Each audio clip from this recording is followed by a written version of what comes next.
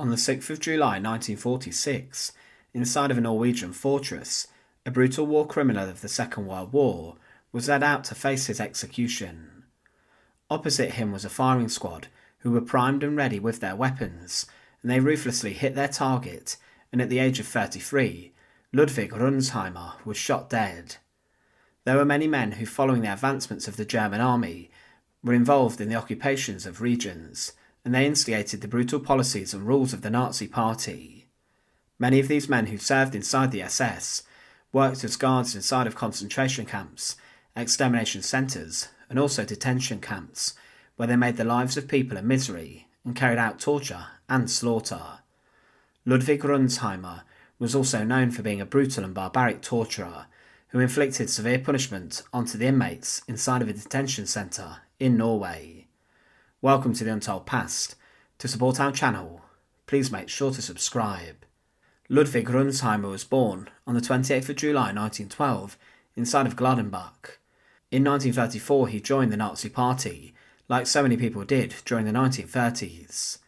Hitler promised to restore German pride following the defeat of the First World War, and he also promised to get people better employment opportunities, solve the issues with the economy, and also ensure that everyone received better food and further opportunity.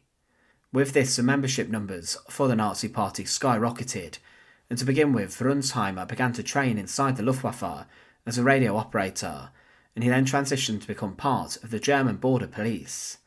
He was also a member of the SS, Heinrich Himmler's paramilitary organisation, who would staff the concentration camps established under the Third Reich's expanding empire. But when the Second World War broke out, with the German invasion of Poland in September 1939, Runzheimer became part of the Geheime Feldpolizei. This was the secret police of the German Wehrmacht, and the soldiers often conducted security work undercover, and they got involved in sabotage, investigations into the resistance, and also spying. They also took part in capture and kill missions, in which they targeted high-value assets, and they were also linked to the executions and torture of hundreds if not thousands of people who found themselves accused of different offences. He was then sent to Norway, where he worked for the SIPO in a Gestapo division, and he was involved in the further torture of many people. In 1945, the head of the Sicherheit Polizei in the region of Bergen needed to crack down on the Espeland detention camp. This was an internment camp that served as a main transit centre, where people were sent before they were then sent on to concentration camps. The site held 2,026 prisoners, and most of the inmates were released after a short stay, but a number of them died inside of other camps that they were then sent to. The prisoners were given the same amount of food each day, but this was rather small and reduced, and the prisoners were also forced to carry out labour every single day. The work began at 8 AM and it ended at 6. But when Ludwig Runzheimer was sent to the camp to oversee it, his reputation for being a brutal torturer went with him to the site. He took over and ran a draconian regime over the camp, and everything became much more stricter and very tough.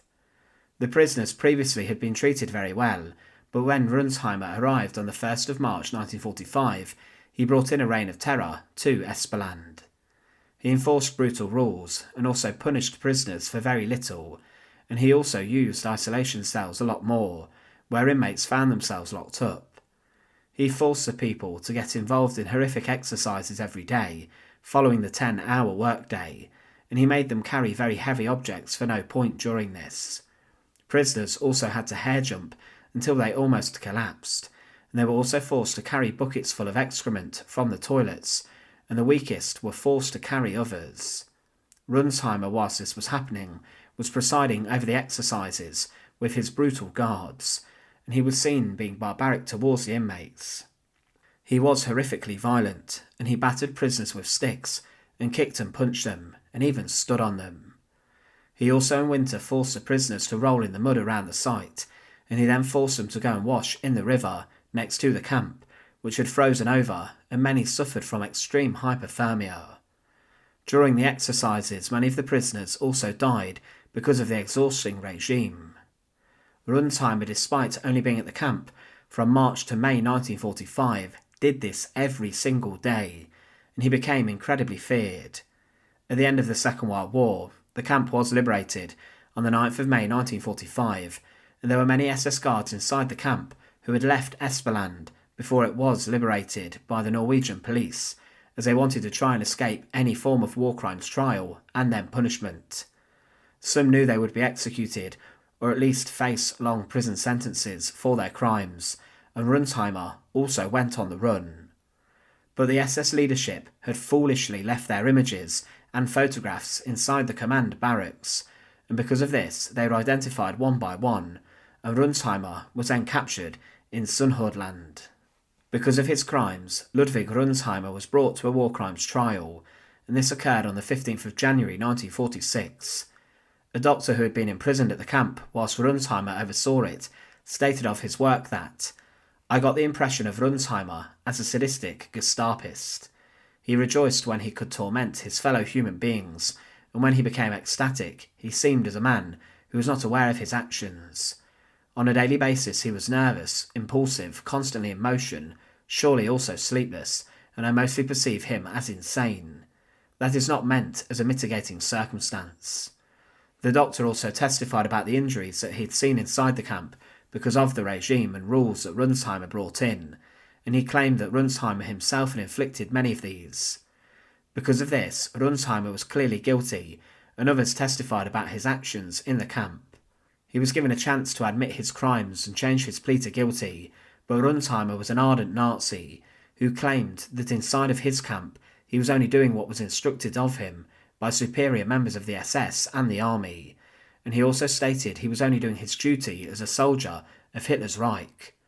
Runzheimer did not accept his crimes, and he refused to admit that he had been involved in anything illegal or what constituted as a war crime. He was found guilty of crimes against humanity, and he was then sentenced to death on the 13th of April 1946, and he was the only German officer inside of Norway who did not appeal his death sentence, and he accepted what would come for him. He had to wait a couple of months for his execution, and inside of Sverresborg Fortress in Bergen, Ludwig Runzheimer was informed on the 6th of July 1946 that he was to die within the next few hours. He was to be executed by a firing squad as he was considered a soldier, and he was led out into a clearing where a number of stakes were. He was secured to one of these, and the firing squad stood opposite him with their rifles primed and ready to shoot into their target. The commander of the firing squad told his men to ready, and they then were ordered to fire, and with this a large crash occurred, and Ludwig Runzheimer was instantly executed. The commander of the firing squad was armed with a pistol, ready to give a coup de grace gunshot if it was required, administering a final shot if the target had not been executed.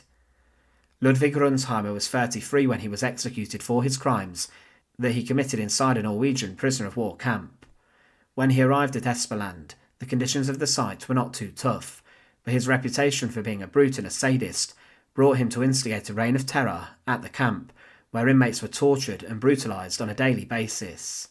He was one of a number of war criminals whose story is not the most well known, and his crimes deserve to be more told because of the suffering of his victims.